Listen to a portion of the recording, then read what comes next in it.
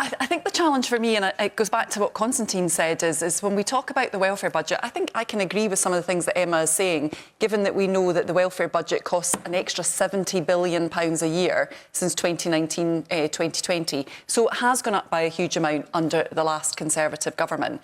But what really distresses me is when we start talking about it and the first thing that comes out is personal independence payments. Personal independence payments are for people with disabilities who may be able to work or may not. Actually, whether they can work or not is not part of the equation in terms of personal independence payments, because all that happens when we talk about this is we cause the anxiety and distress for disabled people that the gentleman here described.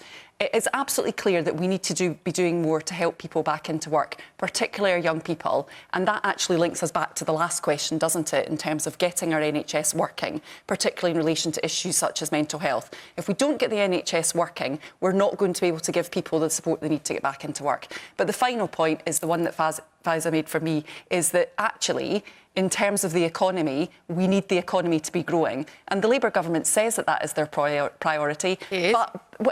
Well, I'm really sorry, Emma, but a lot of the things that you're doing are not going to help with that. If we look at the national insurance contribution increases that employers are facing, just last week in Parliament, Liberal Democrat peers brought forward an amendment to that bill that ensures that social care and health providers will not have to pay those increases. That's going to come back to the Commons next week, and I'm pretty sure that the Labour government are going to vote it down again. So we're not going to actually support healthcare to help people back into work. And if the economy isn't growing, there's not the jobs for people to go into.